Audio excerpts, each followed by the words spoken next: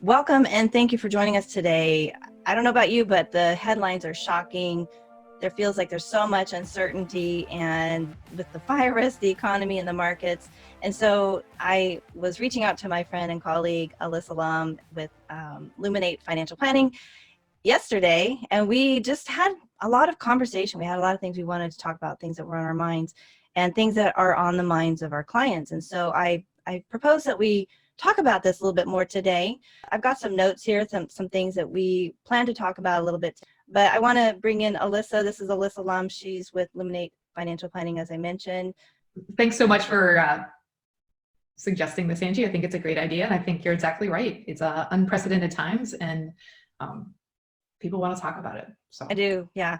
And so we came up with some topics and some things, and our hope is to bring some clarity, objectivity, reassurance to people during this chaotic time. So I'm here in Washington, so we're a little bit ground zero with all of that. I'm not in the Seattle area, but just from last Thursday, I want to say it just really felt very, very real. And so I want to add, though, that even though Alyssa and I are both certified financial planner pros, and we each have our own registered investment advisory firm, Alyssa's is Luminate, as I mentioned, mine is Avea Financial Planning right here in the Tri-Cities, that we work with our own clients, and this is not intended to be investment advice or personalized advice for your specific situation. And so it's really designed to start the conversation and be a little educational.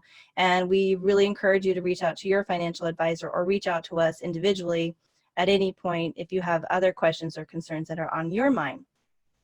So, I've been talking to my clients this last week or two as well. I actually was out of town for a few days, so I touched base with everyone before I left, and so far so good. At that point, that was a little bit before last week, but I'm also reaching out to them again this week, and there is just a little more worry, a little more concern because it's really hitting home. Alyssa, how about you? What are you finding?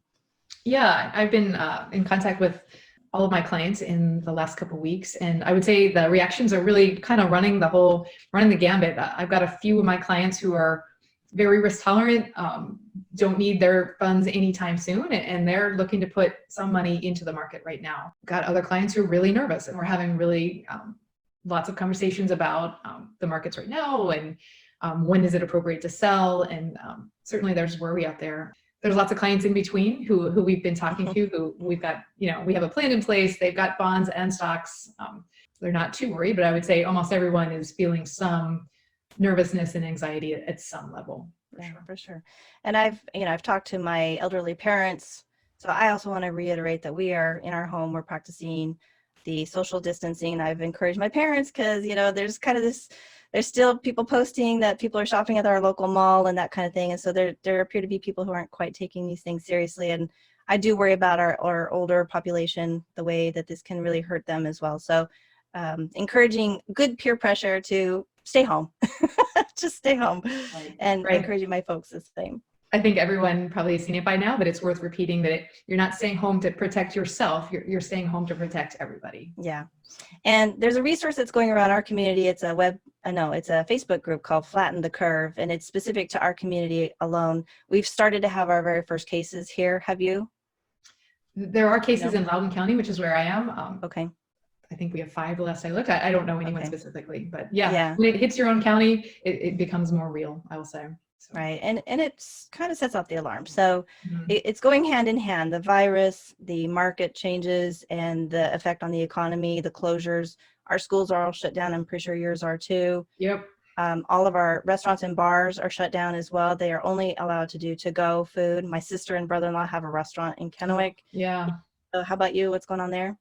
As far as I know, they haven't shut down restaurants and bars yet. I think they're just going with the no gatherings of 10 people or more. And I'm guessing more changes are coming, but as far as I know, no outright restrictions yet. Yeah. Okay.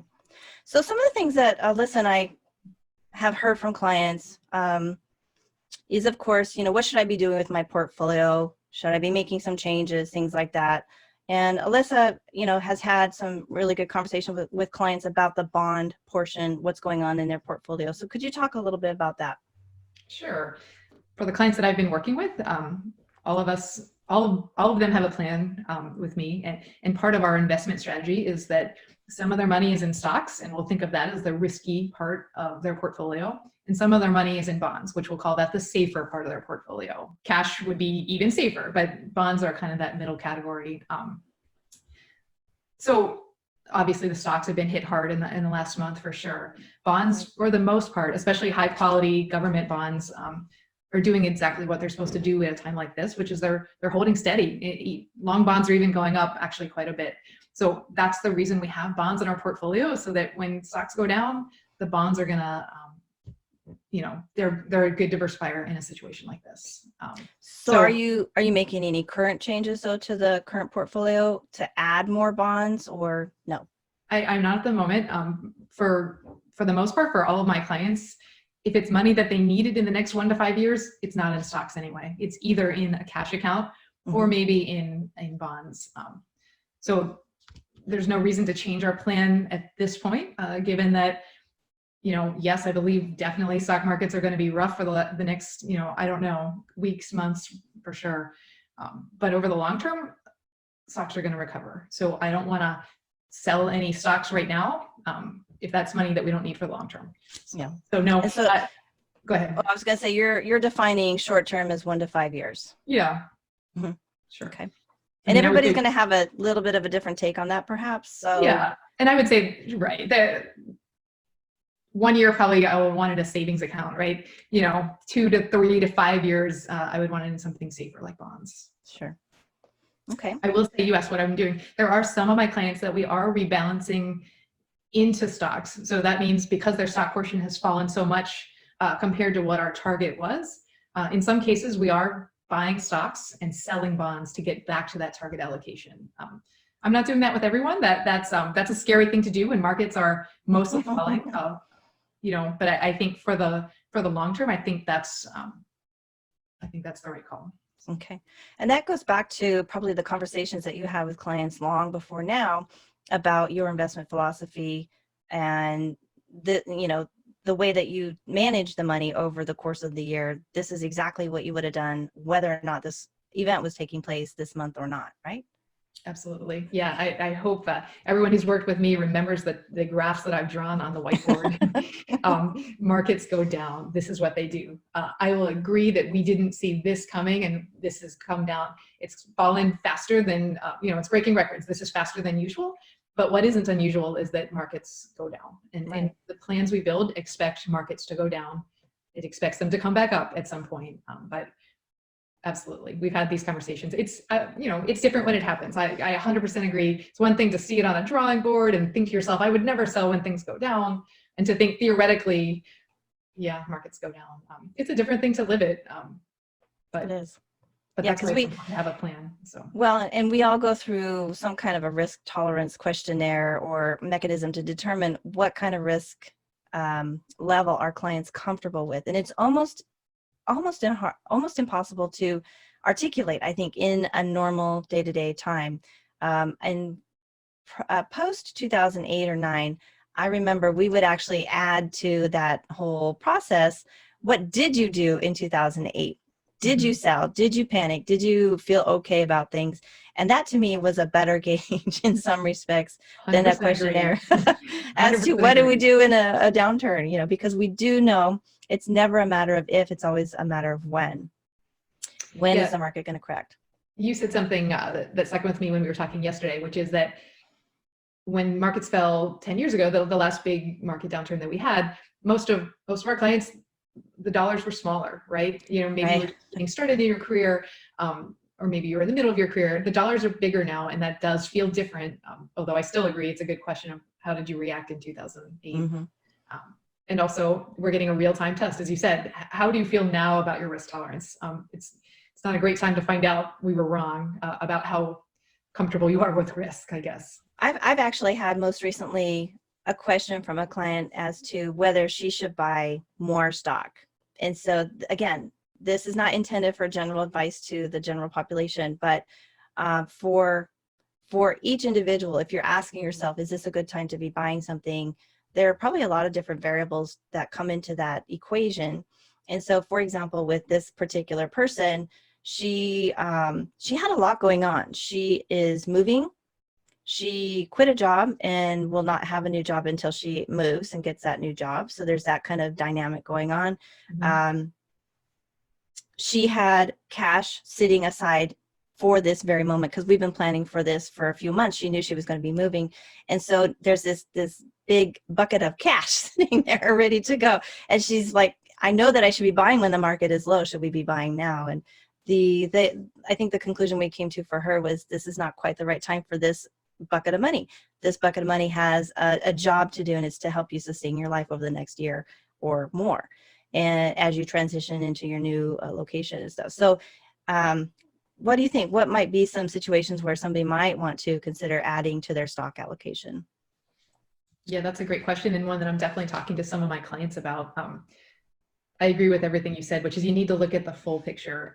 Not just do you have cash sitting on the sidelines waiting for this, but how secure is your job? Do you have other sources of income? Do you have other cash? Do you have bonds already in your portfolio? But if the answer is yes to most of those, in that your job situation is secure, you have cash. If this is very long-term money, and if you're not going to beat yourself up if you put money in now and it, God forbid, falls another 20%. I'm not saying that's going to happen, but I think it's a risk that you're taking for sure. You're buying it 20 or 30% cheaper than it was a month ago, which is great, but it's possible that the markets will go down even further. So if you're the kind of person who could put money in, look at this as a long-term investment, maybe not even look at it for a year or two, then it's a good time to buy probably. Most likely, I do believe in the long-term return of the markets, that it will come back.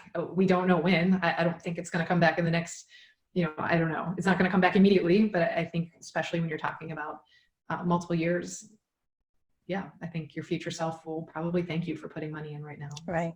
And I was just talking to my neighbor about this, actually. She's an elderly woman as well and concerned about her portfolio and her son's portfolio. And, we were just talking very briefly, but if we had talked a little longer, one of the things I probably would have tried to talk about is that, here in Washington, we have companies like Amazon, Microsoft, Nordstrom, big names that people recognize. And, the reality is they're good companies, they're solid companies. They're not really going anywhere anytime soon. They have great products and services that we all love to buy. And yes, their prices have declined right now in this chaotic environment that we're experiencing right now. But I have no fear that they're going to disappear. There might be some adjustments, with the airlines, for example, how damaging this period will be for them, or hotels.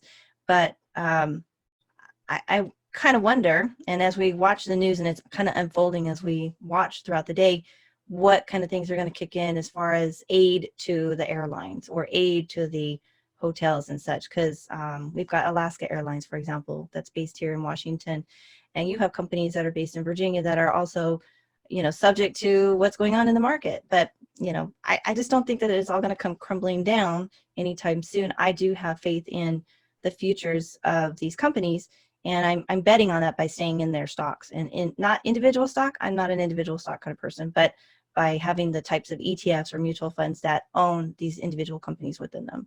What do you think about that? Yeah, no, I agree. And I was going to say the same thing, which is that I'm not in the business of picking individual stocks, because I think, unless we had the foresight to buy maybe Zoom, for the most part, I would rather buy funds that hold lots of companies. And yes, my bet is on the stock market coming back at some point, just not on an individual company, not right now anyway. So. Yeah.